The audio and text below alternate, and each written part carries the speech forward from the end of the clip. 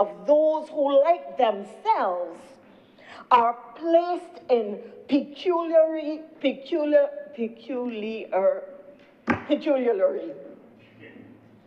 difficult and precarious positions, so that that support of one another can make the difference in the multinational space. The people of the United Kingdom, countries that close their doors and their borders, do not reach success. They become more and more insular. Countries that close their borders, whether it was the Great Wall of China or the Wall of East Germany, found that after a time, you had to open the space to others.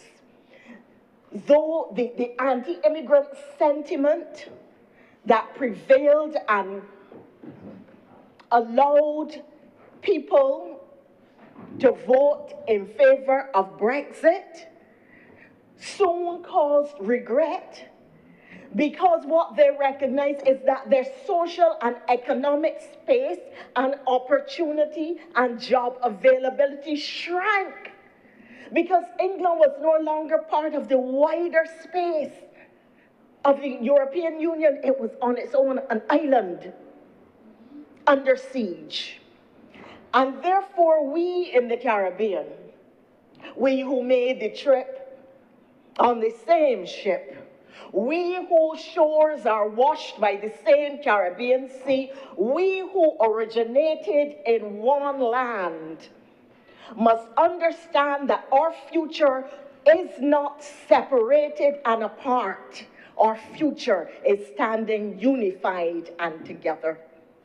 And therefore, this debate has to be located in the context of Caribbean destiny. What does it mean to be a Caribbean people? We can't like our brothers and sisters only for cricket. We cannot like the women I heard earlier about all the Guyanese girlfriends because they had long hair and they're brownins and all of this. It has to have deeper meaning. It has to mean something that we are a Caribbean civilization, a Caribbean people, a Caribbean single market, an economy that resonates to the benefit of all our brothers and sisters, not just in this island, but in this region. This Barbados Labour Party, I'm proud to say, has always, from the time of Grantley Adams, supported the notion of Caribbean unity and Caribbean brotherhood. From the days of the Federation to the work done by Owen Arthur on CSME, to during the Tom Adams days when a whole number of people from the Eastern Caribbean who had come up here providing fruit and services, etc., were legalized because they had been here so long but never approached the formal system out of fear, and again when we did it in the 1990s under Owen Arthur, and when we joined the CCJ, even though the other side threatened to pull us out, and at each of those turns, those historical pivots that I mentioned earlier, the Democratic Labour Party stood in opposition on every occasion. And we are seeing today a posturing of support. I am going to support the measure, but the language is one of resistance. I am going to support the measure, but the implications and the arguments are arguments of opposition. And I don't mean of the opposition, but of opposition to the measure. And therefore, I want today to examine some of the arguments that I've heard in here and elsewhere. The first thing that amazes me is that if you hear how people are speaking, you would believe that there are people lining up in vast numbers at airports all across the three countries, not the whole of the Caribbean even, these three other countries, waiting to board planes. They're standing there with their bags, waiting to jump on to planes. And we have to be afraid because the hordes, Hordes, the hordes are coming. And that the country is not big enough to receive all these people. When the reality is that the first person who benefited from the open borders or the free movement policy was a Barbadian in Belize. A Bajan in Belize. Not anybody from any of the three countries coming here. That is the irony of it. And as people talk about it, the first thing I've heard people say, oh, and I heard it here, where you gonna find houses for all these people? And look at the QEH gonna break down you, and the education gonna suffer. When we had loads of Guyanese coming here, maybe 10, 15 years ago, the QEH did not collapse. The educational system did not fall apart. Social services was not overwhelmed. It is not going to happen now. The fears that are being fueled by those whose business it is to win a government by any means, by creating monsters and specters and ghosts and goblins and boogeymen and boogie women too, are riding these popular sentiments rather than saying to the population, peace be still. Peace be still. There is no crisis here or about to take us over because a particular policy decision has been made. Thousands of people are not going to suddenly flood our shores to create any kind of social or economic crisis. There are no disadvantages or no serious disadvantages to having a few Caribbean brothers and sisters come. And I cannot and do not support the argument which says, well, I ain't got nothing against them, but fix the society first. Let us have a perfect society before anybody else is allowed to be here. Okay, but you know, nobody should wait more than 2 hours at the hospital. And until that happens, don't let anybody else ever come here. But this is what we are hearing, that somehow you have to create an all-perfect society in order to receive, what, 20 people maybe? 10 people? 5 people? Where does this fear come from? And I want to suggest, sir, and there are people who will quarrel about it, that as much as we talk about Caribbean unity and so, the reality is Barbadians do not like foreigners. And we are more welcoming of people who come from the US and the UK and the EU than of people who come from St. Vincent, Belize, and what's the third country? And Dominica. That's the reality. So we think that there is a benefit from the North American visitor or arrival, but a detriment in our Caribbean, in our fellow Caribbean brother or sister. Well, that's our Caribbean brother or sister. There's some detriment from them. These are false notions. And this is why I said this is a point of introspection as we contemplate this policy direction, not necessarily for ourselves, even though that is important, but in locating our place in the world that is now increasingly becoming hostile to small island developing states. So that even before there is any evidence that people are disembarking as a result of this new policy decision, we are hearing them already being blamed. Well, you must be careful about crime, you know, because crime can now escalate as a result. We are hearing that they are going to steal jobs. The labor market is going to be adversely impacted.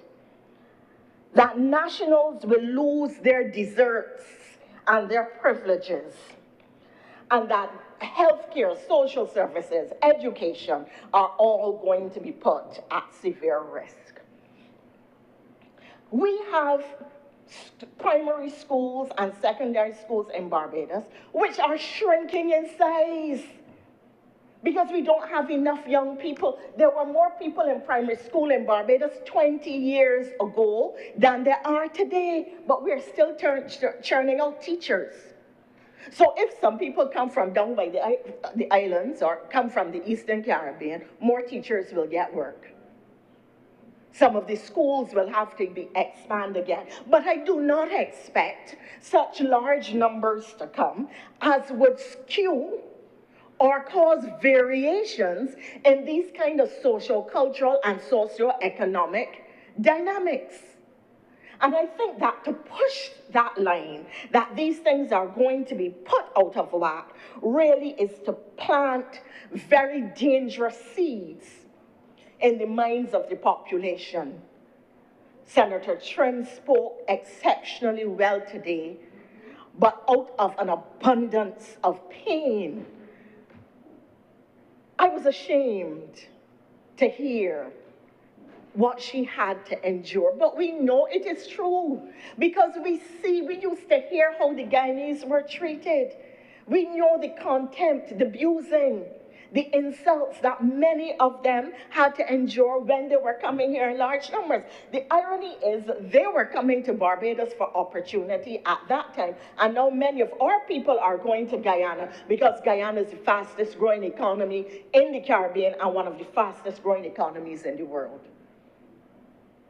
But we thought that Barbados would always be better than they were. And now, if they return to our people what some of their people had to endure from our immigration society, facilities and from employers, because there were people who brought them in, encouraged them to come in, and then seized their passports and paid them low wages. There was a lot of exploitation in the marketplace, and I think that that is something against which we are going to have to guard. Some of what I have been hearing mirrors what I heard during an election campaign not so long ago, where a popular candidate was saying to people that the immigrants really needed to go because they were raping women, taking the jobs of nationals, and eating their cats and dogs.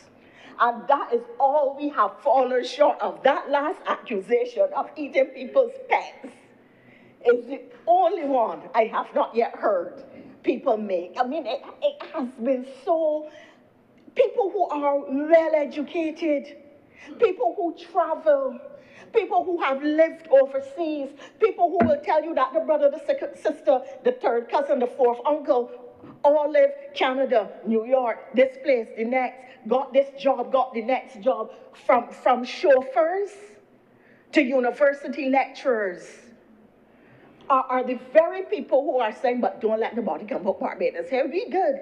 Look, let me get on a plane, we going somewhere, I want a job, I got an opportunity, I take it. And a lot of Barbadians work down the Caribbean. I have had the good fortune, praise be to God, to run a consultancy where I had work all down the Caribbean and was able to employ and give work to others. Because Caribbean governments were paying me to do a very specialized consultancy. So we Barbadians, some of the very people who are objecting are the very ones who themselves benefit from this movement of professionals. And again, the rhetoric has suggested that those who are coming are going to be low-skilled, barefoot, hungry, diseased, and just looking to take over Barbados, get work because the sucking salt where they are, bring the disease self here so that they could get free treatment at QEH. I mean, some of the things that I'm hearing, even in here today, even though they were framed very eloquently, were really ridiculous. You cannot get treatment at the QEH unless you are national or here legitimately. Otherwise, you have to pay. Or unless you are rushed in with an emergency, you're stabbed, your appendix bursts, you have a heart attack, yes. Otherwise, you have to pay for it. So this whole thing that they're going to get in and get free health care and Barbadians are going to be disadvantaged, or that the system, I mean, they would all have to be getting sick at the same time for the system to become so overwhelmed as to be unable to manage them. Or they would all have to come with severe diseases at the same time. And the reality is that these people are people just like us. These sentiments about their socioeconomic condition and their health standards are some of the things that I heard people say about black people coming to the United Kingdom and the United States. And now we are saying these things about our Caribbean brothers and sisters. I mean, it really is remarkable, and it is distressing. And it is even more distressing to me to have heard it in the formats that I heard it presented today. Because with all the sophistication in the world, the arguments still remain the same kind of biased, condescending arguments. Let us look at some of the benefits and the disadvantages. Our population is not growing by natural birth. We have already had to make adjustments to the NIS in consequence of not having enough people to contribute to the NIS pool. And therefore, if there are increased numbers in our population, there are more people to pay into NIS and other social benefits. There are greater contributors, a greater number of contributors to the system. One of the other advantages, and we don't seem to realize this, when there were loads of Guyanese coming to Barbados, there was a much more vibrant rental market because they have to live somewhere. Whether they are living in rooms, and living in rooms is common for migrant workers and common for students and common for young people in the first tier of their lives, okay? Whether it was rentals, or you go down in the Fairchild Street, the Granville Williams stand on a Friday evening and see the small businesses licking corks, to use a Bajan expression, making money because of the number of Guyanese who used to gather at certain places, certain popular watering holes for Guyanese, that being one of them. They had to buy goods. They have to buy services. They have to buy clothing. They have to buy food, all of which is being sold to them by Barbadians. We are benefiting from their presence. On top of that, sir, the question of whether they take our jobs or not, and what is going to happen. Now, I did not see the labor market survey to which the Honorable Senator Walters spoke, but I would like to interrogate some of the numbers in the survey. I would like to interrogate some of the numbers in this survey for a number of reasons. When you talk to Barbadian employers, and even from our own experience, the guy who does my garden, sir, I asked him to do an additional job for me. Said, Ms. Thompson, I can't get workers. I can't get people to do it. I cannot get people. Can't get gardeners. If you are looking for a housekeeper, people tell you, look, ma'am, I only work 5 hours, right? I just cook and I will wash, I don't press. right? And so on. And so we have some attitudes in the workplace that are absolutely amazing. And people are telling you that they don't work for this or they don't work for that. No, the reality is that a lot of migrant workers take jobs in the society that the indigenous population does not want, refuses to do. They do it for less, they do it well, and they push down the prices in the marketplace. You cannot these days get a mason, you cannot get a carpenter, you cannot get a plumber because of a dearth of skill, because of high intense construction at this time. And some of them will tell you, I come in.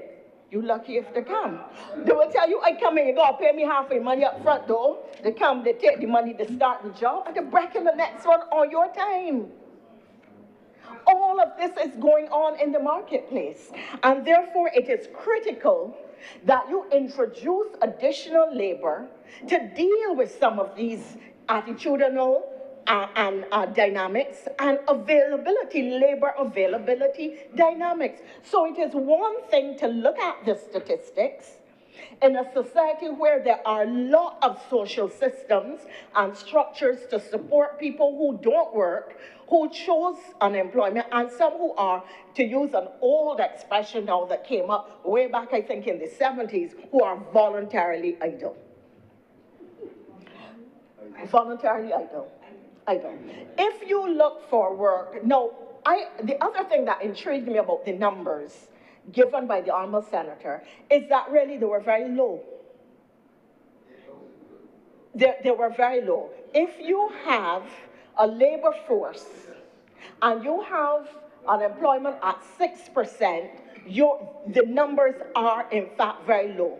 And if you have a situation where 1,200 people take 3 months in a small society to get a job, that really is very fast. I'm not saying it is desirable to be unemployed. I'm saying when you look at labor market dynamics. Order, please. We can have a discussion about security in the labor force and job security and tenure in jobs. But this is not a phenomenon started by the Labour Party. The labour market all over the globe is going through upheaval and change. In fact, one of the other things that we have to look at, and I'm watching it from a climate change perspective, is the fact that extreme heat is now impacting people in the labor force, particularly those who work outside.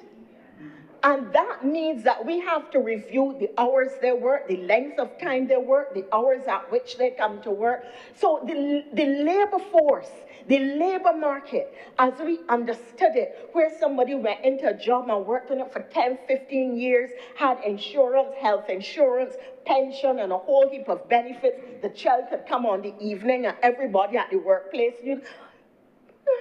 no, sir. For better or for worse, the labor market looks entirely different today. And it is not a Barbados phenomenon. It is a global phenomenon with which we have to also grapple.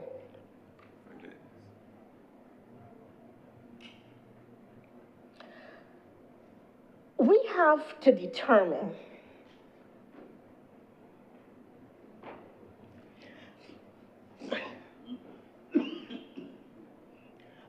Sir, one of the things we have to be concerned about is, and there are people who work in construction. I'm hearing a lot about all these non-Barbadians in the construction sector, and I'm not saying that I have not also seen non-Barbadians in the construction sector, but I also see a lot of Barbadians working in the construction sector, and they are working for some significant sums of money too. I went into a gas station about 1 o'clock a morning.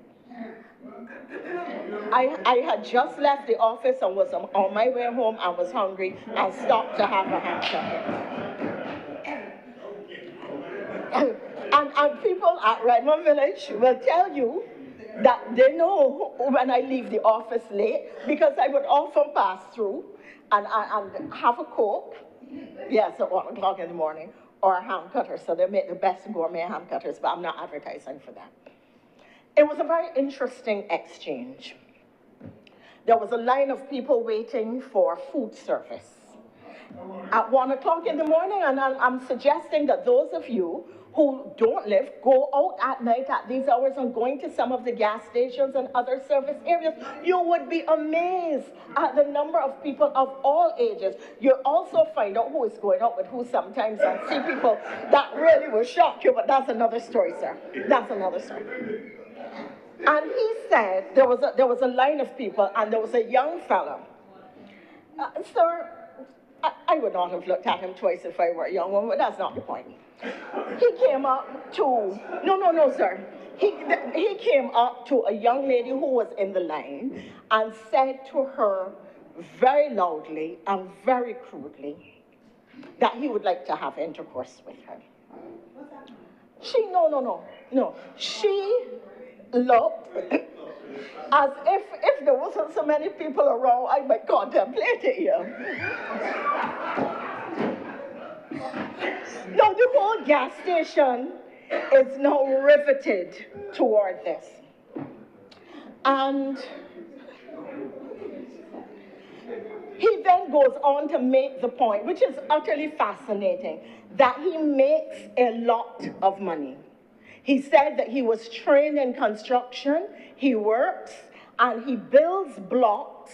I can't remember how much per block, and that he had built so many blocks that week that he had $5,000 in his pocket.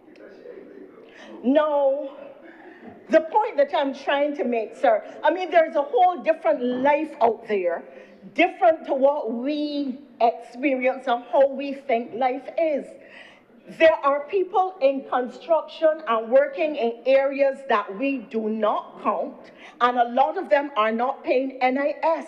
The Honorable Senator was making the point about he would see NIS go up. A lot of people who work in construction as self-employed contractors and subcontractors, and many of them are not paying NIS or taxes, and I am very concerned.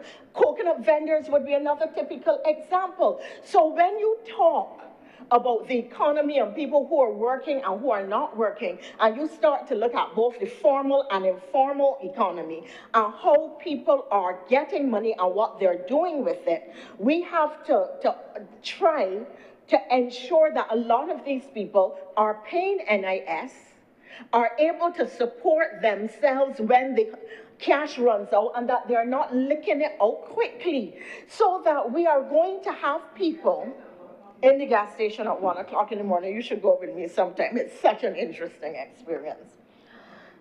So I introduced that to make the point that there was a lot of discussion about non-nationals working in the construction sector, that there are also Barbadians working in the construction sector, making a lot of money, not all of which are being counted in the formal economy, because many of them who identify as self-employed subcontractors do not pay NIS, and this is something that we have to be deeply cognizant of.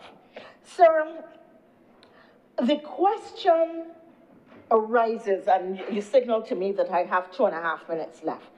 How do we see benefits and opportunities in the context of this policy as against seeing risks and dangers everywhere? It is a policy that can inure to the benefit of Barbadians in terms of prices in the economy, in terms of the availability of labor, and in terms of the growth of our economy and contributions to the national insurance scheme, when in fact at a time when we need it. But a lot of the language of fear that is being put out there, which has been put out there in so many other areas and has come to naught is going to have exactly the same impact here. That does not mean, however, that the government should not be cognizant of popular sentiment, even if it is not based on solid foundation or clear reasoning or genuine risk, but the fear of what could happen. That government must not take measures to talk the country through this, to show to the country via exposure of the immigration numbers that there is no flood of persons, that remind them that there has been no collapse of the social services in the past, when large numbers or partly large numbers have come to Barbados, and that really, historically, it has been proven that the opening up of societies in this way can really benefit wide numbers of people. But I end as I began by asking the question, to what extent do we really see ourselves as a Caribbean people? How do we define it? Do we see ourselves as having a common future? Or are we just going to continue to say, I'm a Caribbean man and I like my brothers and sisters, but don't let them come out here. I like them when they're out there, not when they're here. Our future, our destiny, has to be as a united Caribbean people, pushing Caribbean culture, creating Caribbean opportunities, and in a world which is increasingly abandoning small states, it has to be about how we create opportunity for each other and build our societies and economies together, sharing that common culture, that common history, and that common Caribbean sea which washes our shores. I am much obliged to you. Thank you very much, Senator Thompson. If there are no speakers, Senator Cummins, you'll wrap up. Senator Nichols. Mr. President, there's an eerie sense of deja vu in this debate. I was present here 22 years ago when the bill to incorporate the revised Treaty of Chaguaramas was debated in this place. A lot of the themes that we have heard today were mentioned in that debate. Senator Parks is not in her seat at this time, but we could all remember same or similar types of contributions. Mr. President, the Right Excellent Errol Walton Barrow, when he signed the original treaty establishing the Caribbean community and common market, he delivered a speech on the 4th of July on that occasion entitled A Giant Step for All of Us. And he was bold enough to admit that we have been a people that have been imbued with the sense of our own inadequacy. We established CARICOM then on a narrow basis of functional cooperation, foreign policy, coordination. But the original CARICOM was meant to deal with trade in goods, not movement of people, not even trade, not even free movement of capital, not free movement of people, or the ability to provide services in our own Caribbean countries. Article 137 of the 1973 treaty merely stipulated that the Council shall examine ways and means for the introduction of a scheme for the regulated movement of capital within the common market. The regime for the movement of capital was restrictive. Capital can now move freely within the single market and economy. The restriction in the original treaty was in relation to the free movement of skills was even more draconian. The original Article 38 of the 1973 treaty says nothing in this treaty shall be considered as requiring or imposing any obligation on a member state to grant freedom of movement to persons into its territory, whether or not such persons are nationals of other member states. So what we created in 1973 expressly forbade the movement of persons within the CSMA, within CARICOM. So the pre-CSMA schemes of regional economic integration were designed to facilitate movement of goods. The strategies were inward-looking. They were protectionist, import substitution programs that did not properly facilitate the growth of modern businesses or a commercial culture in the Caribbean, with the diversity and the critical mass, technology, capital, and research and development capacity that is no part of our lived reality. Despite a commitment to regional economic integration in the pre-CSME era,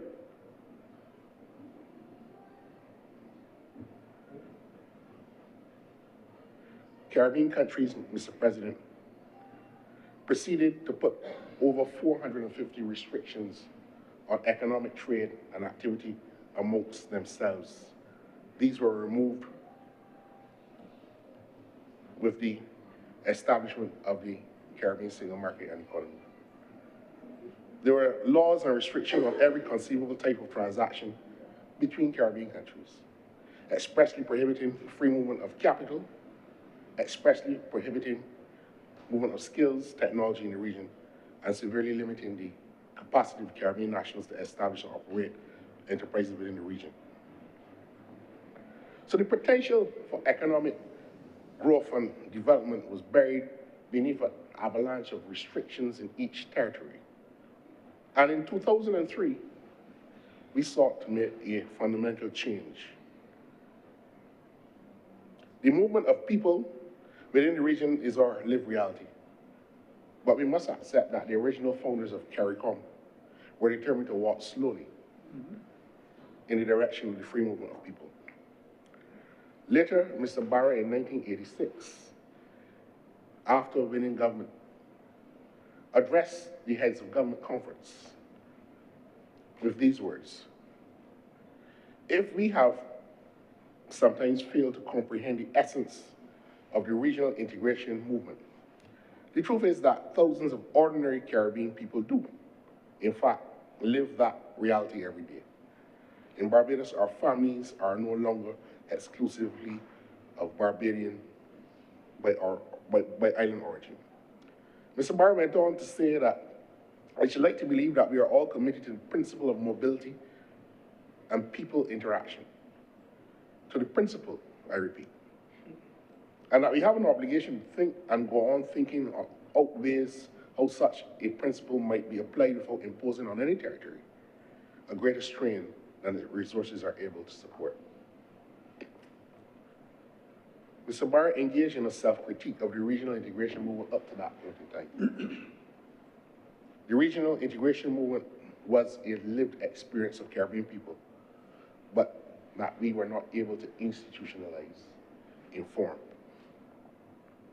He contended that one of the biggest failures, Mr. President, was our inability to communicate.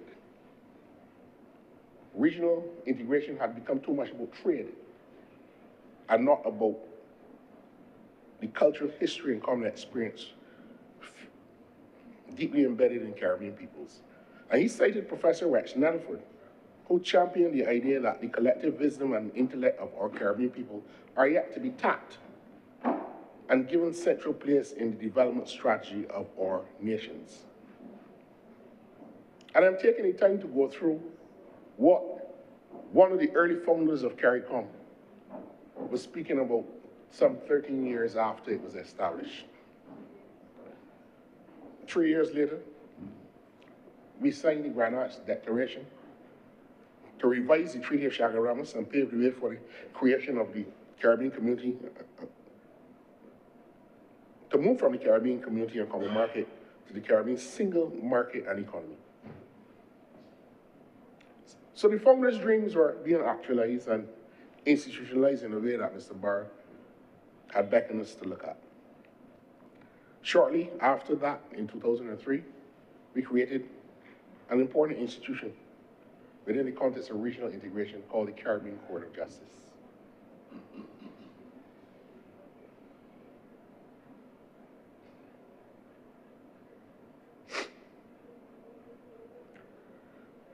In 2005, Barbados and Guyana were the original signatories to the appellate jurisdiction of the court. Belize followed in 2010, Dominica in 2015, and more recently, St. Lucia in 2023. So the majority of countries in the Caribbean are still having their final appeals being heard by His Majesty's Privy Council. The court is now 20 years old and has served the region well. And it's helped to build out a framework for Caribbean jurisprudence. The lived reality of Caribbean people have become part of the global discourse of law and justice. In one of the seminal judgments of the court, and I cite this part of the judgment to explain the importance of understanding the court's role in driving community law. The court, in one of its judgments, declared that by signing and ratifying the revised treaty, and thereby conferring on this court a compulsory and exclusive jurisdiction to hear and determine disputes concerning the interpretation and application of the revised treaty, the member states have transformed the erstwhile voluntary arrangements in CARICOM into a rule-based system, thus creating and accepting a regional system under the rule of law. What does that all mean? We are hearing that the government has gone ahead and embraced this regime without passing this bill, and therefore we got it wrong. Mr. President, community law is law.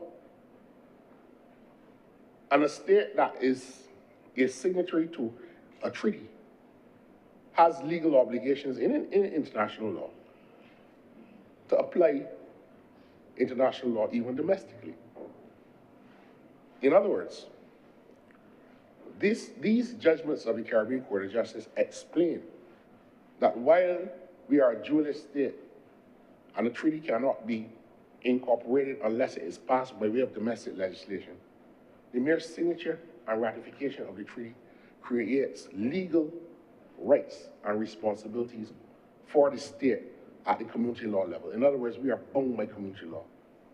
And in one of the more important decisions of the Caribbean Court of Justice, they have explained, Mr. President, that the principle of the rule of law requires the state to give effect to its international obligations, even domestically.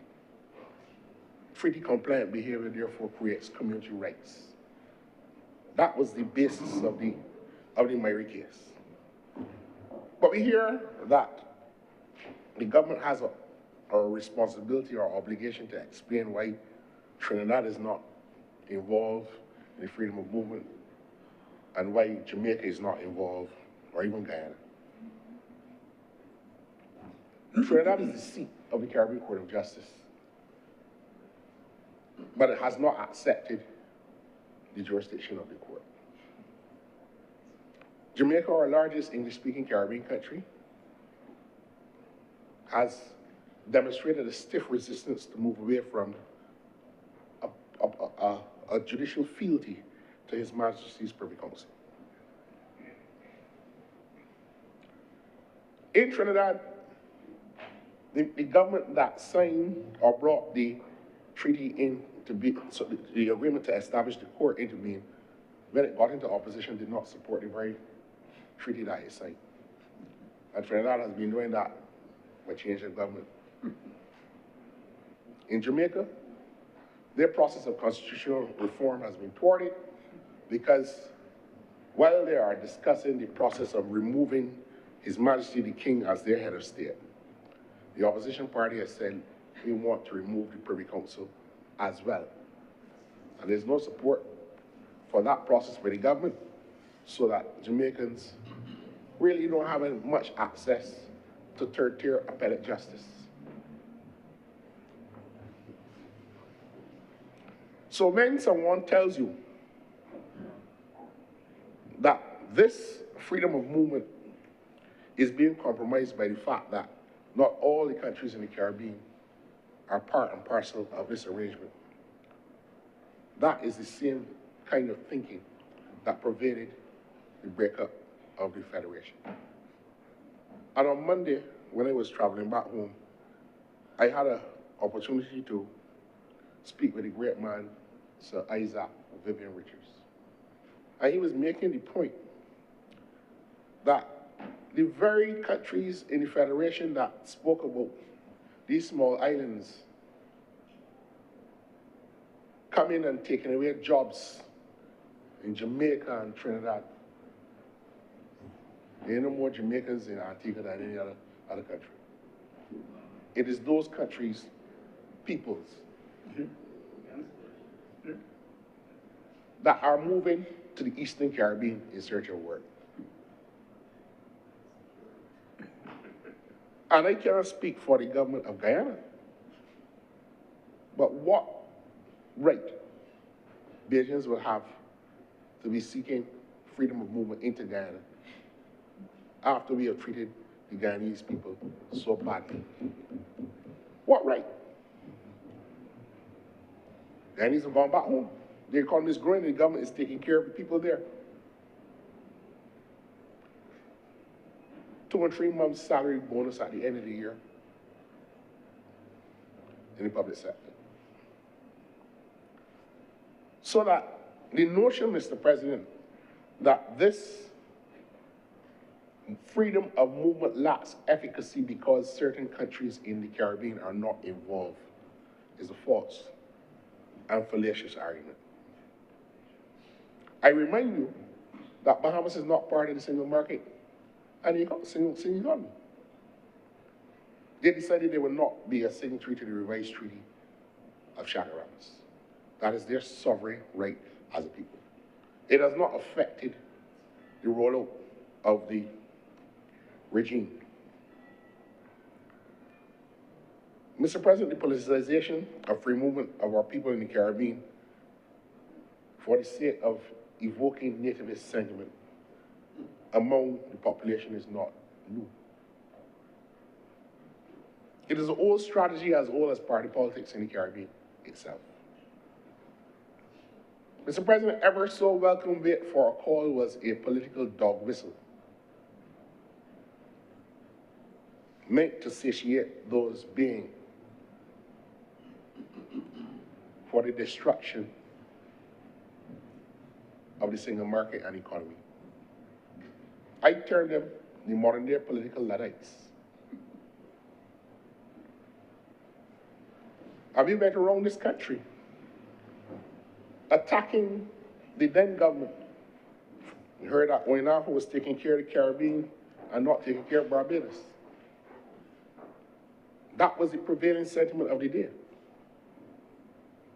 I want to suggest, Mr. President, that if we look at the two major decisions of the Caribbean Court of Justice, we can explain the embarrassment that this country faced as a consequence of the political defrocking of Mr. Barrow's vision for regional integration, led by the Democratic Labour Party.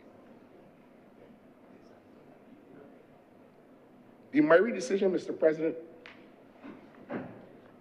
came about as a result of a 2007 conference decision that gave Caribbean nationals the right to indefinite entry in every Caribbean country. At present, you turn up, you have the right to entry for 6 months. That right is not enshrined in any domestic legal arrangement. But the Caribbean Court of Justice held that it is an enforceable community legal right, giving effect and legal certainty to community law, even within Barbados. And Barbados argued some of the most spurious things in that case. that the conference decision made by the heads of government was not a decision within the meaning of Article 28 of the revised Treaty of Chaguaramas. A conference decision was not a decision. That was the argument of the Barbados government.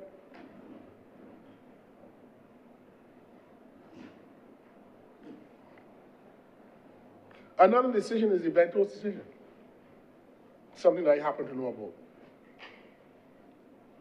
The Representation of the People's Act in Barbados provides that you can vote in election in Barbados if you're a Barbadian citizen or a citizen of a Commonwealth country.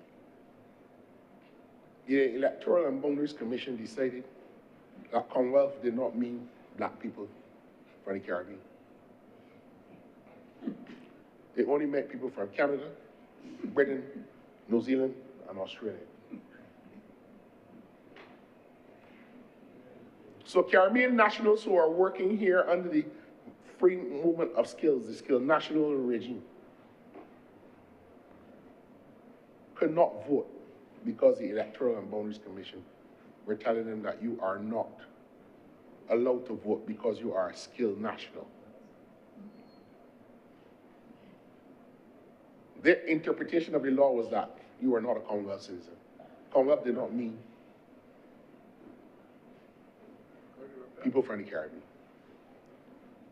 And the government of the day fought tooth and nail.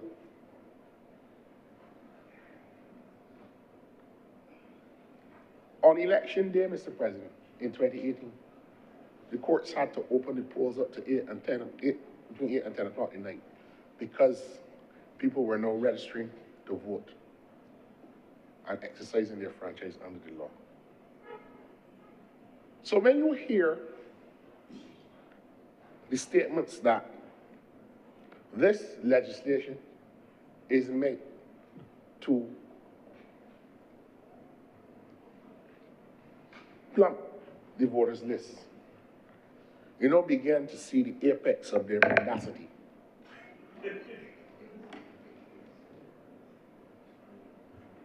A political party, Mr. President, whose primary spokesman or spokesperson on education in a recent by-election could not get or save her deposit, couldn't get 500 votes.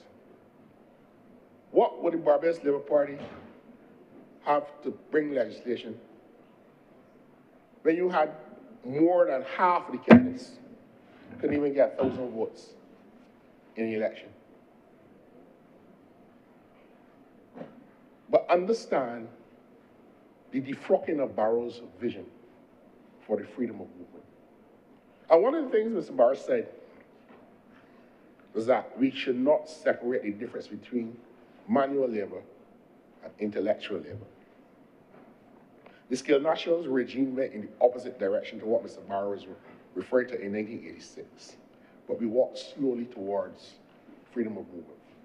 In other words, the intellectual snobbery that said that, okay, only people who have university degrees, only entertainers, only media workers, journalists can move free.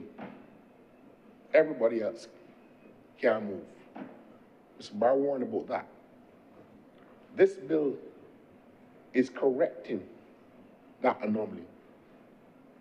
Mr. Barrow said that in 1986. So, Mr. President, we have a situation where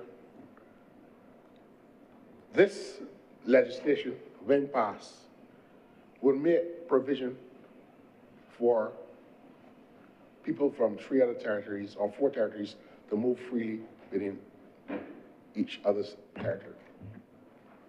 The Prime Minister, St. Vincent and the Grenadines, is in today's paper being quoted as saying, it is a right already established at the community law level in all Caribbean countries.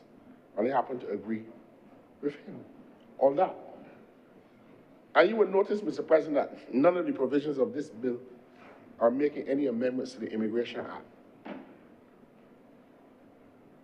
None. So the notion that we had to pass legislation to give effect for people to come into Barbados on October 1st was, again, a flawed interpretation of the law.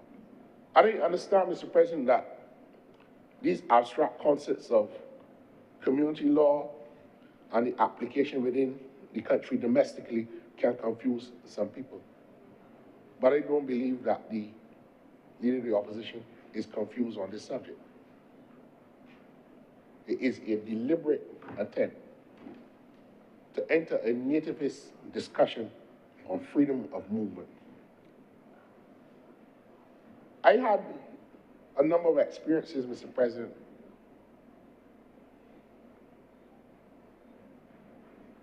just as disconcerting as Senator Trim. I traveled with my wife many years ago, and the customs officer asked her if she came to Barbados to dance.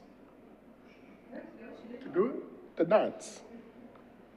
Most of you know me well. So I responded, You can't dance. by what Sir David Simmons once said, the indecorous venting of the Barbadian spleen. That is how we treat Caribbean people.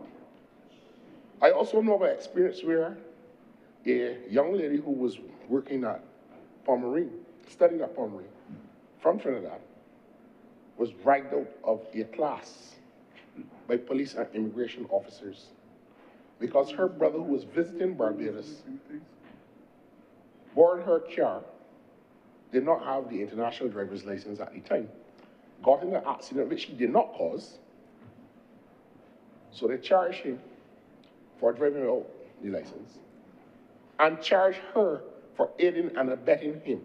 And that crime meant that she was going to be deported out of Barbados. This is the lived reality of people in the Caribbean under ever so welcome wait for a call. And the Democratic Labour Party is trying its best to walk away from that political legacy in this debate, pretending that it didn't exist. And as I said, it was a dog whistle. It was meant to evoke in people a sense that we were doing something wrong as a government. It comes up again. Most honorable senators have spoken well about the whole concept of freedom of movement. I am a Caribbean man at heart. Travel the Caribbean, work in the Caribbean regularly. I wish I was doing it before. But I can tell those within the earshot of my voice, seek and ye shall find. Knock and it shall be opened unto you. This freedom of movement within the Caribbean will open up opportunities for all of our people. There's a lot of movement between people. My daughter's school, there's an exchange program between Champion College and Harrison College. Champion. They go 1 year up to Jamaica, and the Jamaicans come on the next year. We need more of that. And one of the things that I regret is that when the law faculty decided to open up a faculty in Jamaica and one in Trinidad, it meant that the cultural melting pot that separated K-Phil as a distinction. Yeah, well, he wasn't a reverend then, but we know about the Vatican and the embassy.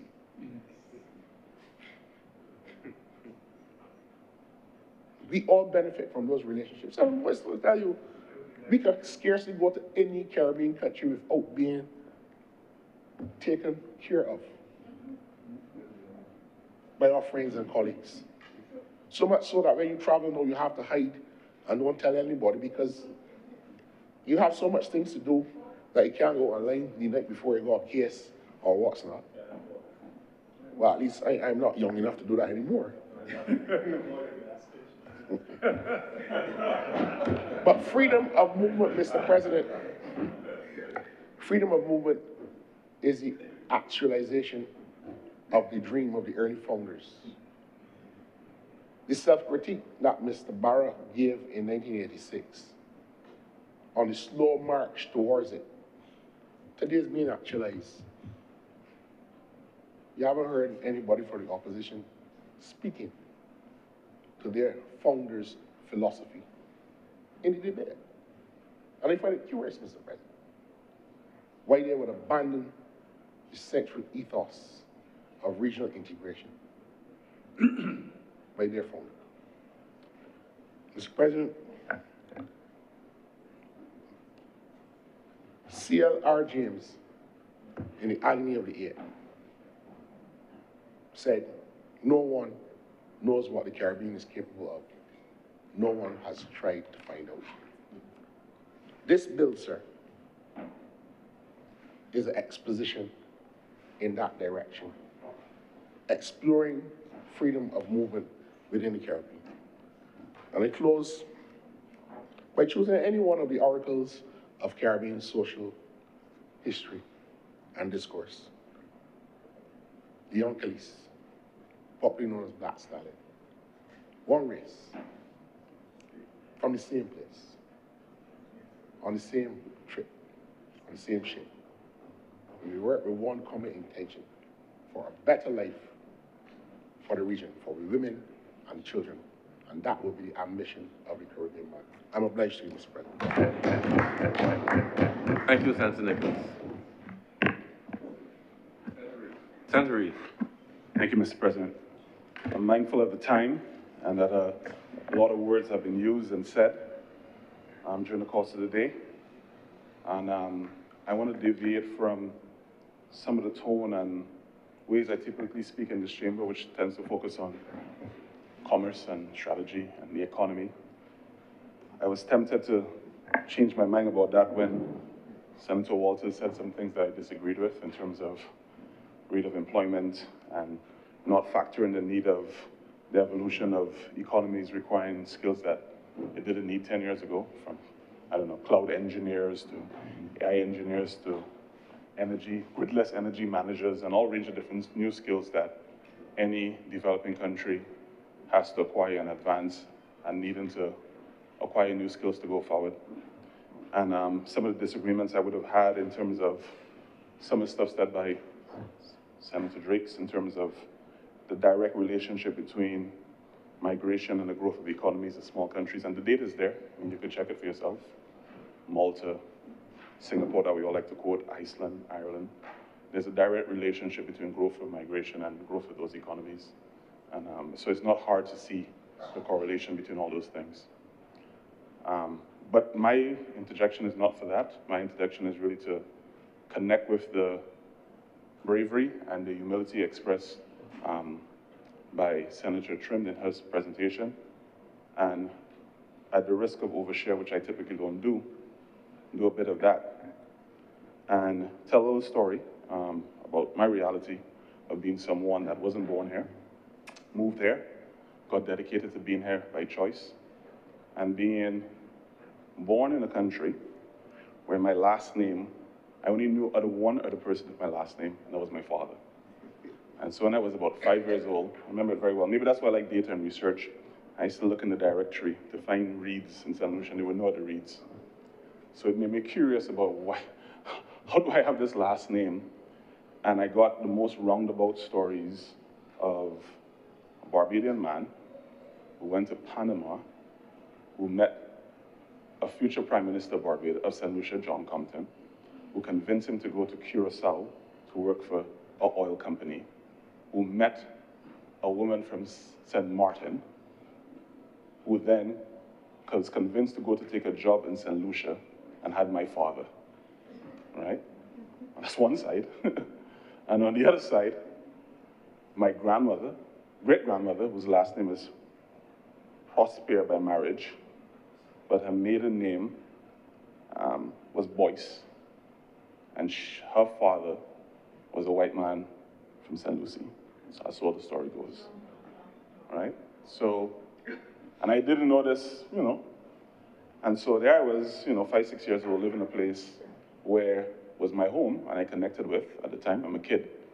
And I moved to a place eventually, and you can imagine my shock at 10 years old, opening the directory in Barbados and seeing pages and pages of reads. And all of a sudden I said, okay, maybe there's a connection to be had there. But in telling that story, and I carry those with me, I also carry with me, and I'm not trying to do a trauma comparison to Senator Trim, but you know, migrants carry with them scars that make you more driven in some ways, more focused in some ways, that people who are in spaces where they feel a sense of comfort because they're from there don't always understand. So going through an immigration line with two parents who were CARICOM Skills National but traveling by yourself and being nervous going through the immigration line and having to sit down on a bench for hours and your parents are waiting outside with you and there's no word going out. I've experienced that. I've experienced, as a kid, standing up outside the immigration office and immigration officers talking down to you as 10, 11, 12 years old, waiting in the sun, waiting in the rain, whether you get the stamp or not get the stamp. I experienced that. I've experienced not being able to get into a school, and I probably never said this publicly, I'll do it now.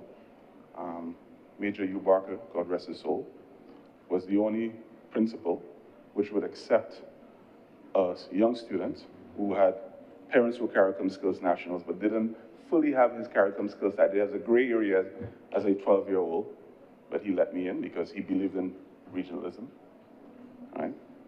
And then, same story, Roshana shared.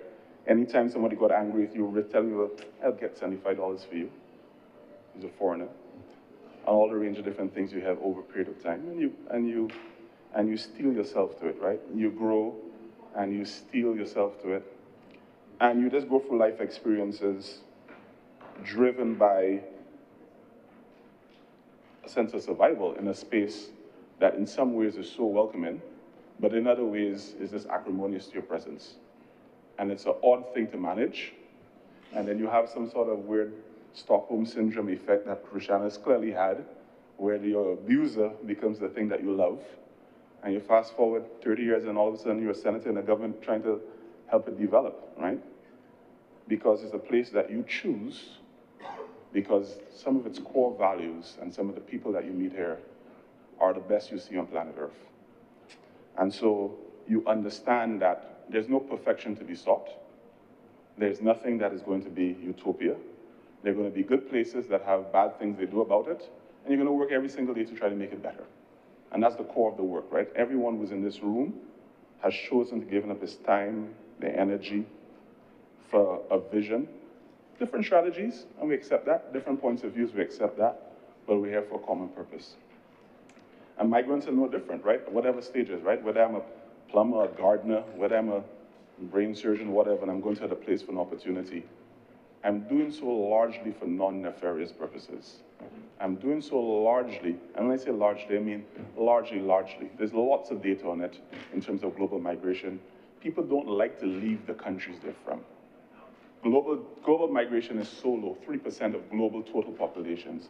People only leave when they're in bad circumstances or extraordinary opportunities. The data is overwhelming. So if I have an incredible job, or I have a very, very bad circumstance, I don't leave where I'm from. People are comfortable. You could look at Amarjeet and Bandy and Amit San, and a bunch of economists have done this work, so this is not just for me, you could do the work. And people leave not in overwhelming droves. People leave at very targeted periods of time, and people leave when they feel comfortable that where they go, they could be safer and make greater contribution from where they were previously. That's just the reality. Those are the numbers. So there are people that have incredible stories of going to Silicon Valley and doing incredible things, or going to Boston or going wherever and doing incredible things. And there are people who will never hear their names, and they've traveled and did incredible things for their families.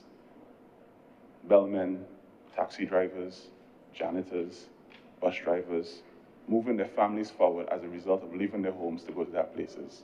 Not becoming heroes, not becoming saints, just being good people doing good work. And that's largely the migration story. It's nothing sexy, it's nothing over the top. The sensational stories are few and far between when you look at the percentage numbers of the vast majority of people who move. It's people who just want to do better for themselves, saw a window of opportunity, took the window of opportunity, kept their heads down, and did the work, and lived their lives. And so the fear-mongering and all those things don't make any sense in context of the numbers. There's arguments on one side saying that we don't have enough flights, and the other side saying that too many people are going to come in. I mean, it's contradictory is an understatement. It doesn't make any sense. And so when we remove the emotion of all of this and just drill down to the numbers are simple. People leave where there's opportunity.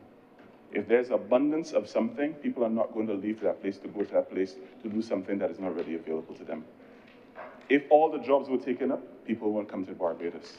If all the things that are required that Barbados needs for its growth, people won't come here.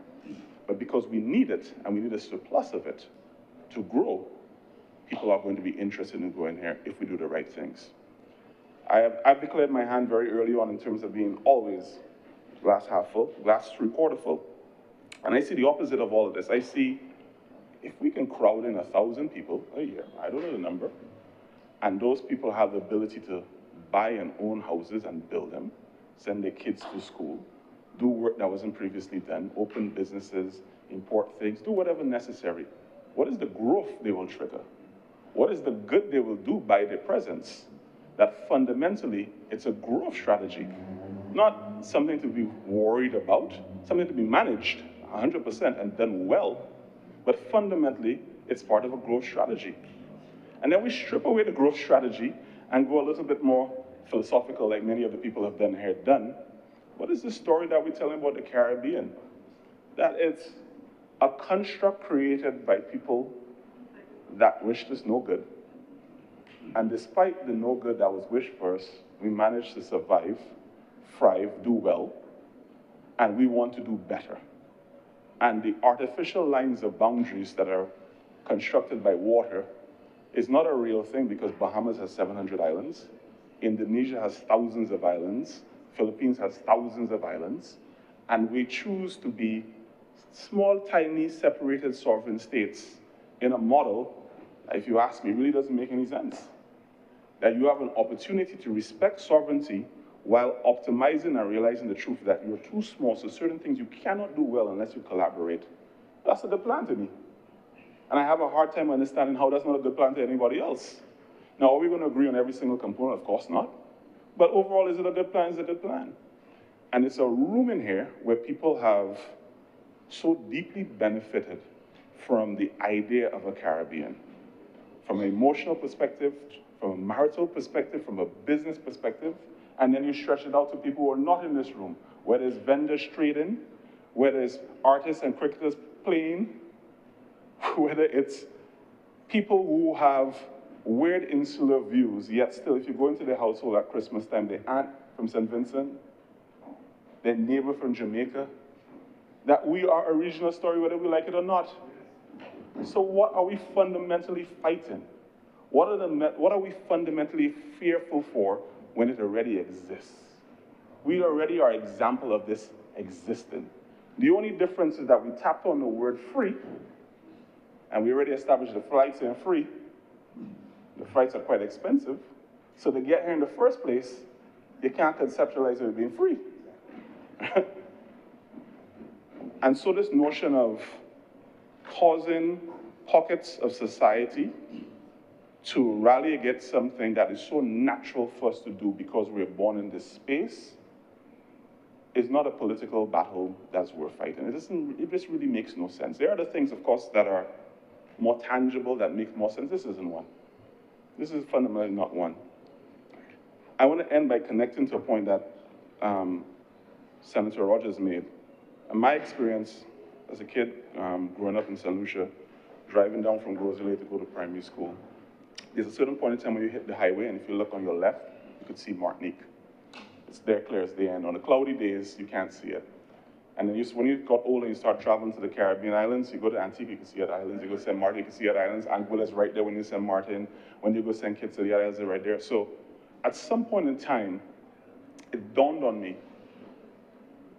that that distance, that, 170 kilometers between Barbados and St. Vincent, is just too much, just a little bit too much for you to see the neighbor. And that feeling of separation because you don't have a visual connection is damaging. Fundamentally, it is damaging. Because in other places, you don't have that same reality. But just because it's just beyond our imagination doesn't mean it's not there. And that's the fundamental point where we have to understand about the Caribbean free movement and the CARICOM society. Just because it's just beyond our eyesight doesn't mean it's not there.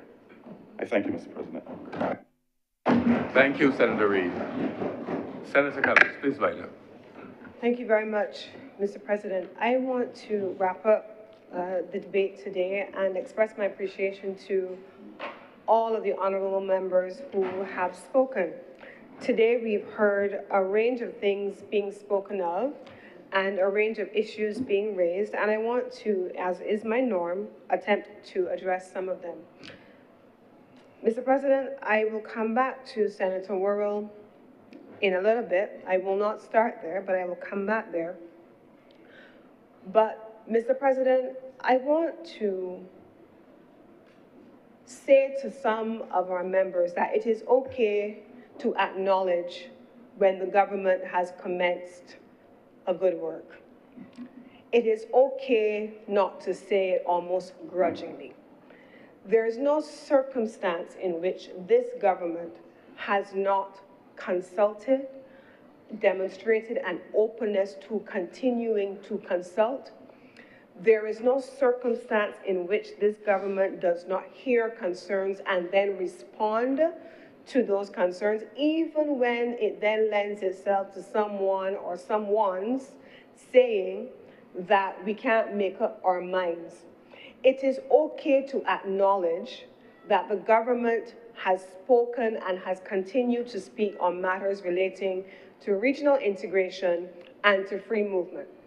It is okay to acknowledge that the government has invested and commenced investment over the last 7 years now in our social infrastructure. It is okay to acknowledge that, especially when you are offering independent thought. It is okay to say that. Now, I want to address some of the specific things that have come up and have been raised. We have been raising and listening to the concerns. The call-in programs and newspapers are not color-coded. We most certainly read them, hear them, meet them in the constituencies, have ideas forums, town hall meetings. There's a citizens hotline in the office of the Prime Minister where people are able to raise concerns and have them responded to. It is okay to know that and to acknowledge that. So, Mr. President, on the question raised, therefore, by Senator Boyce, the government is hearing those concerns, questions raised about social infrastructure by Senator Drakes, questions raised by Senator Rogers. Those are all things that have been simulated and are being considered by the government. And you have seen, and in this chamber, from 2018 until now, we brought so many bodies of legislation, spoken of so many policies, navigated so many budgetary cycles, budgetary statements, estimates of expenditure that we know what money is being spent and on what, navigated loan contracts. It is easy to acknowledge that there is ongoing work which has started and you can see.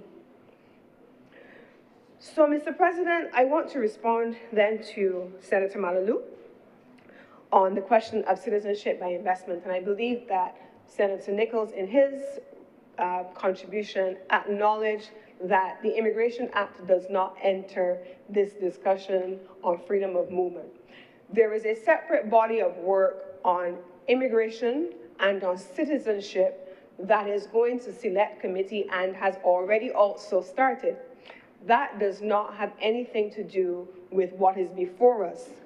However, in the instance where we are navigating citizenship by investment programs, where persons have not been resident in one place or the other, and they have been given citizenship there, then our immigration officials, impacts, all of the other agencies, and this was said in the other place, they are still there and with the authority to determine under what circumstances persons will be given landed entry into the country. It doesn't change the ability for the purpose of the limited scope of exemptions under the existing Immigration Act, where the immigration officers, before they declare you as landed, can make a determination as to whether or not you meet any of the exemption criteria. You are a national security risk, and therefore you cannot enter the country. You are a tax on the government purse, also cannot enter the country. Those things remain in our laws and are just as applicable. And I continue to make the point that even though each time we come here for a specific piece of legislation, they are correlated to the rest of the suite of pieces of legislation that exist in our legislative portfolio. The lawyers may call it something different, but all of our laws have to be read together. They're not ever read in isolation. So I wanted to address that. In terms of age limits that attract people, equally so, the same comments would apply. That is a matter for immigration or the citizenship bill, and I believe that those matters now going to select committee can rightfully be interrogated there, because there are some elements in that legislation as it has been laid in the other place for a committee that do speak to queries about how you attract skills and in what sectors. And that also relates to the question that was raised by another member in a different contribution that I will come to. I want to acknowledge Senator Andrea Boyce for his comments. Senator Roshana Trim is not here at this point, but I know she is listening. And I want to publicly, as I have done privately, congratulate her on an excellent presentation.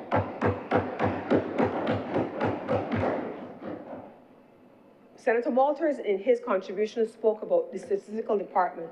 And one of the things that I learned, Mr. President, as a social scientist, that you look at the statistics and you look at the numbers, but you have to always see the people behind the numbers.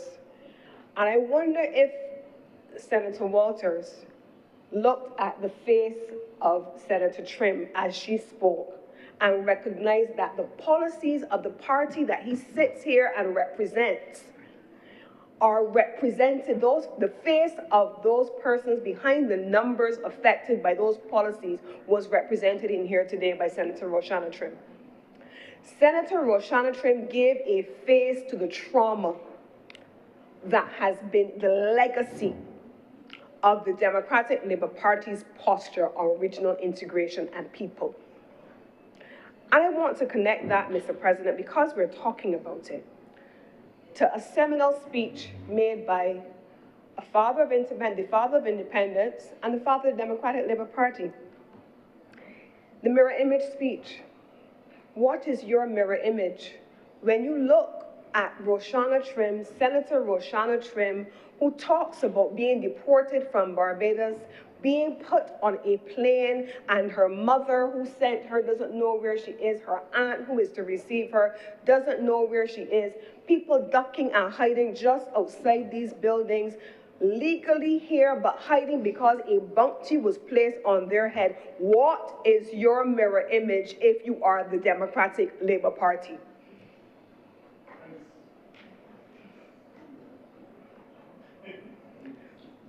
I want to ask, Mr. President, when we talk about things like pressure on our social services, the absence of buses, and the challenges of our health services, when we look at the estimates of expenditure and what this government has spent on all of those services relative to what was spent during the period of 2008 to 2018, what is your mirror image if you are the Democratic Labour Party?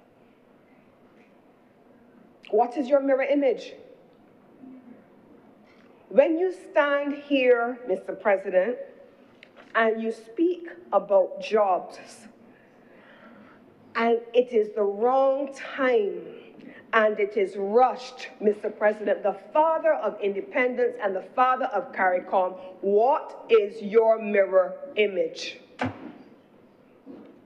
Mr. President, I want to come to a couple of things that were raised here, because Senator Walters, in his contribution, spoke about disadvantaging citizens every day, unemployment camouflaged as entrepreneurship, and I was very confused, Mr. President, because I genuinely, I'm speaking from heart, Mr. President.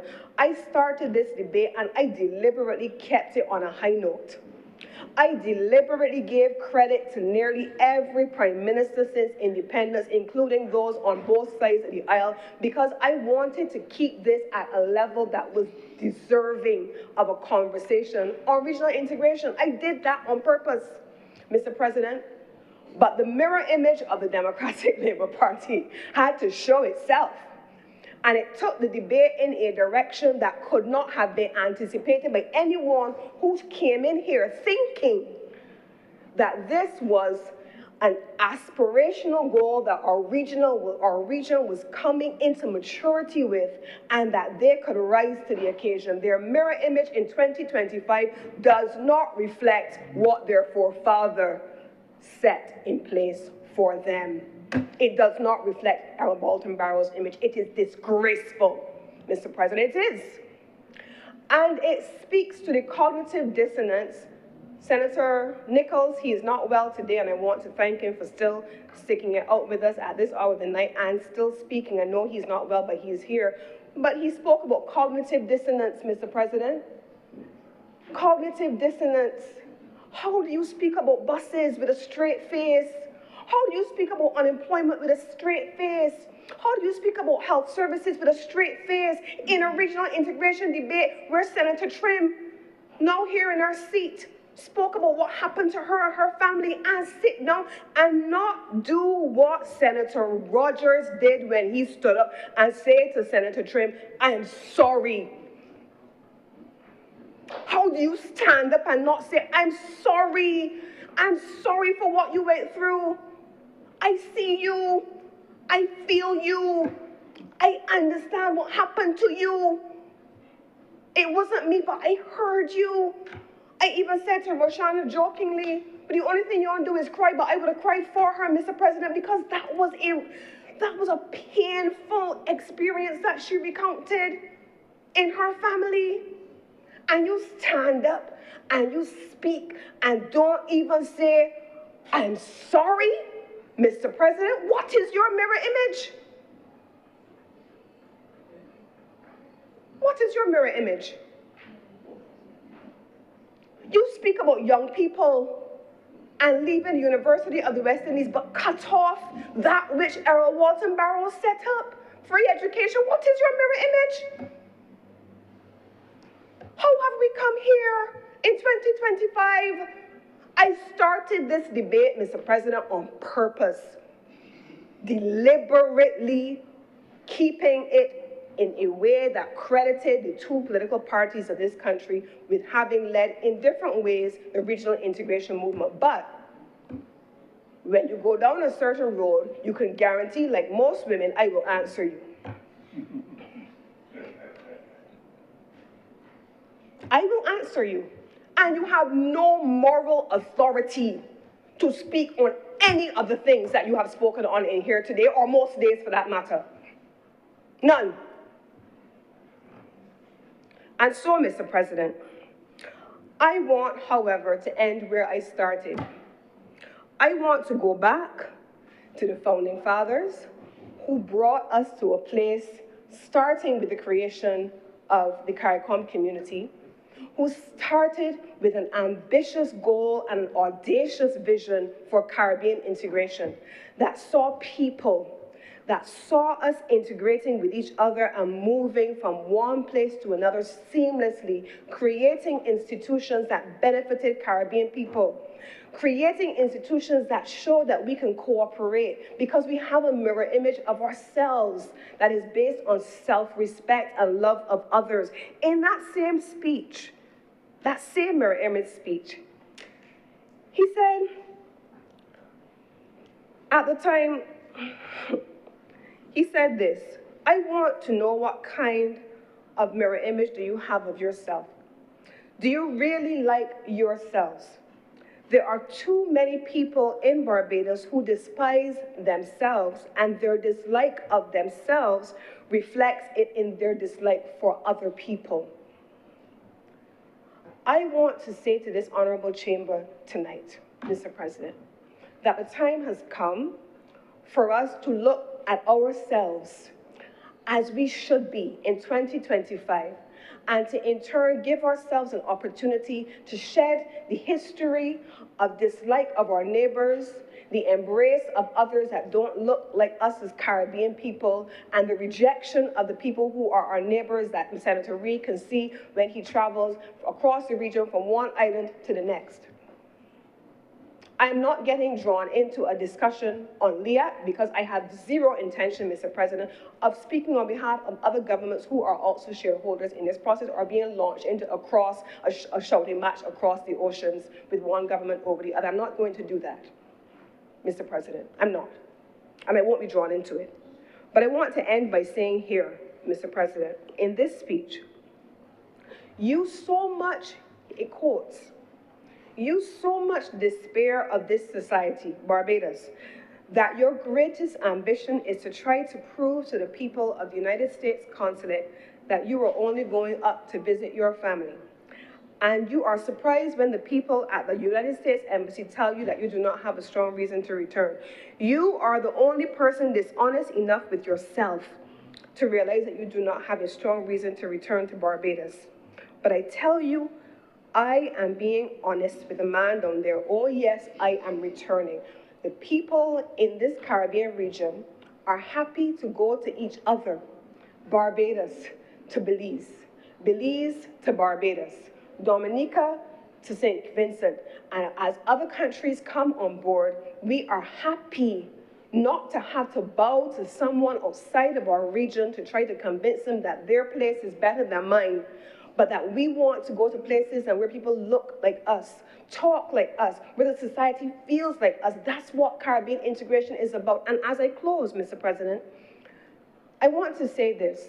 We've made the debate on the free movement of persons about all kinds of things, whether it's labor, the economy, social services, all kinds of things. But Mr. President, regional integration, beyond all of that, is an ideal. It is a vision. It is an identity. It is who we are as Caribbean people at its very base. It is so much more than just a labor market integration movement. It is so much more than a regional trade and agreement arrangement. It is so much more than a common market. It is who we are, Mr. President. It is who we are. And I want to beg, Mr. President, that this bill be read a second time, and in the closing statements of this speech that I have quoted so extensively in my wrap-up presentation, Mr. President, I want to ask us as we look at this bill, if this is the mirror image that we have of ourselves. And in the words of Errol Walton Barrow, anyhow, ladies and gentlemen, I done.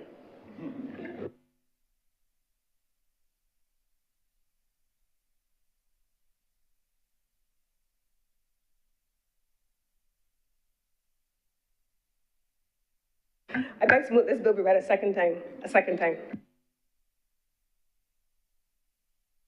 The question is that this bill be read a second time. Will those honorable senators in favor please say aye? Aye. Those against please say no. Methinks the ayes have it. Mr. President, I beg to move that you do not leave the chair and the Senate resolve itself into committee for further consideration of this bill. The question is that I do not leave the chair and the Senate resolve itself in the committee for further consideration of this bill. Will those honorable senators in favor please say aye? Aye. Those against please say no. Methinks the ayes have it.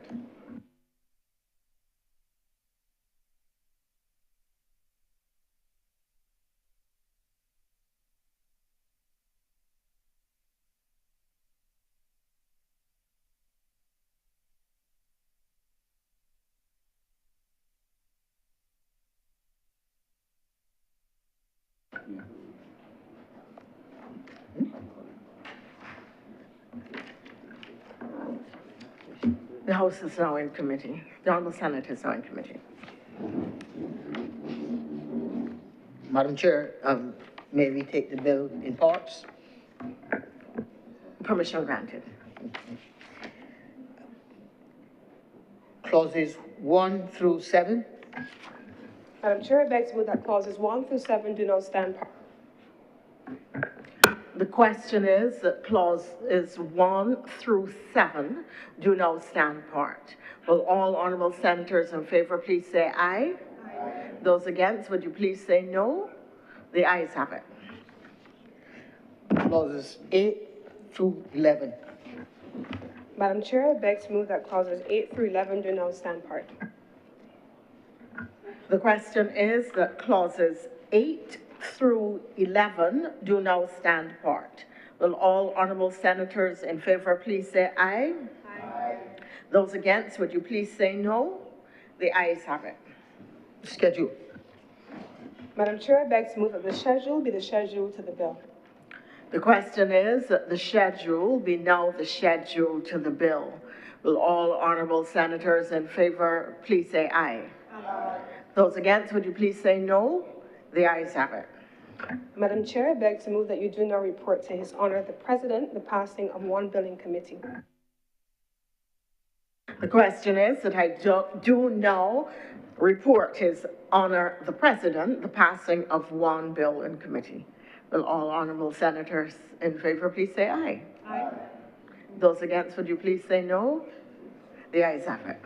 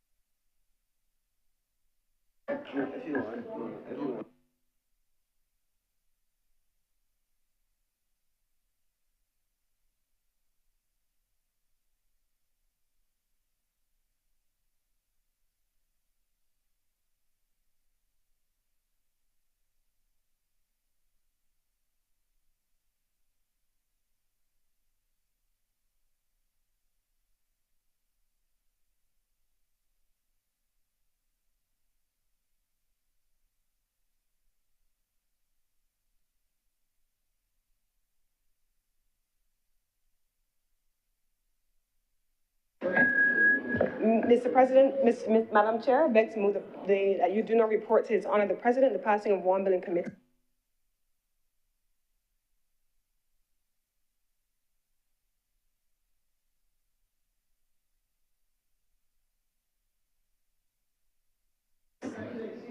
Question is that I do now report to His Honour the President the passing of one bill in committee.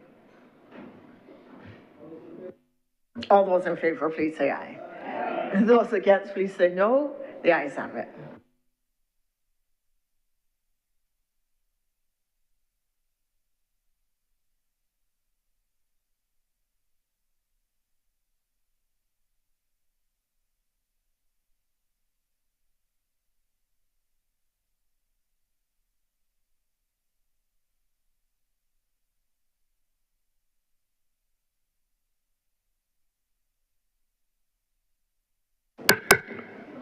The chairman has reported the passing of one bill in committee.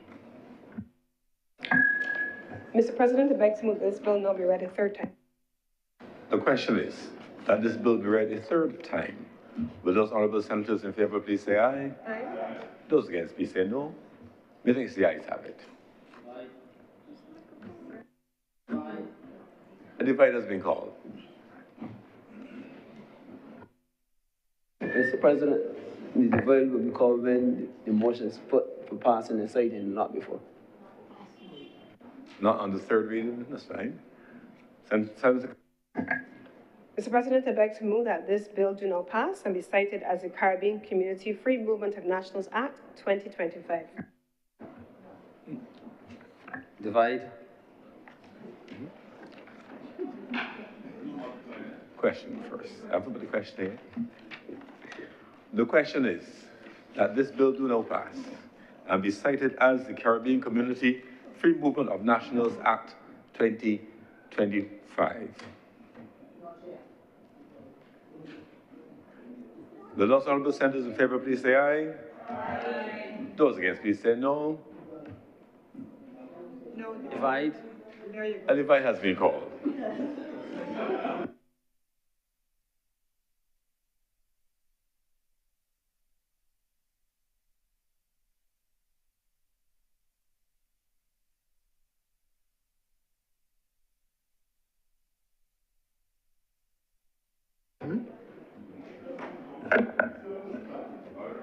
Senator Cummins. Aye. Senator Reid. Aye. Senator Dr. Monroe Knight. Aye. Senator King. Aye. Senator Boyce. Aye. Senator Nichols. Aye. Senator Morris. Aye. Senator Trim. Aye.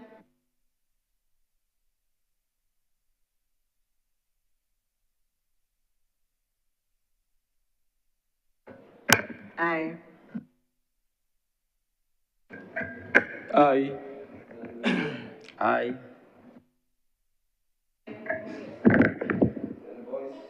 Aye.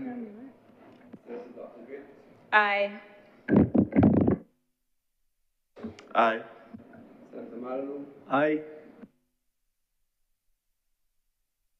Abstain.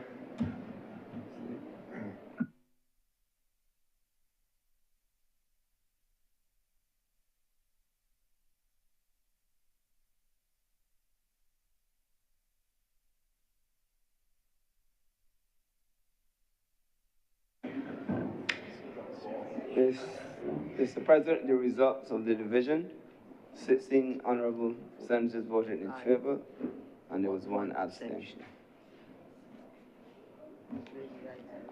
Thank you, members. Based on the results from the divide, this bill is now passed and cited as the Caribbean Community Free Movement of Nationals Act 2025.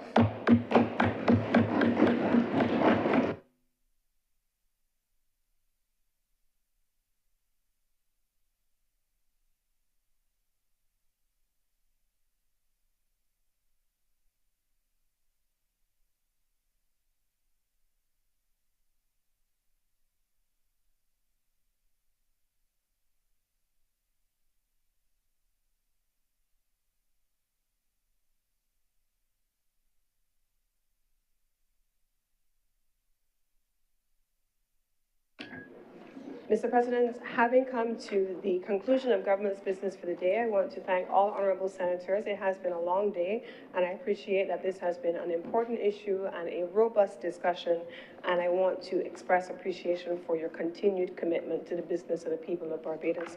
With those words, Mr. President, I beg to move that the sitting of the Senate be adjourned until Wednesday, October 29th at 11 a.m. Senator Malalu. Mr. President, thank you for recognizing me. I would just like, prior to the adjournment, if I might ask the Leader of Government Business when there might be any time reserved on our agenda for the private members' business that I introduced in January of this year regarding a resolution on the Land Acquisition Act. Senator Cummings. Thank you very much, Senator Malalu, and I'm Happy that you are following up on that. You have been, as you know, out for an extended period of time on leave. And so now that you have returned and you are with us again, the commitment is that we will be able to do that very shortly. Thank you very much, Senator. Any follow-up, Senator Malaloon? Just a brief thing to say thank you very much, and I appreciate that you did wait until I returned from my absence. Thank you. Thank you. And you do appear to be a fighting form, Senator Malaloon, so I think it would be a fair contest. Thank you very much. We've had a long day. I want to thank all honourable senators for their wonderful contributions. It's interesting here to listen to the debate. Thank you very much for the richness of the ideas advanced, and thank the clerks and staff for their keeping us on track and keeping us well behaved and within the law during the day. The question is that the Honourable the Senate be adjourned until Wednesday, October 29th at 11 a.m. Will those honourable senators in favour please say aye? Aye. Those against please say no. Meaning is the ayes have it. The Senate is therefore adjourned until Wednesday, October 29th, 2025 at 11 a.m.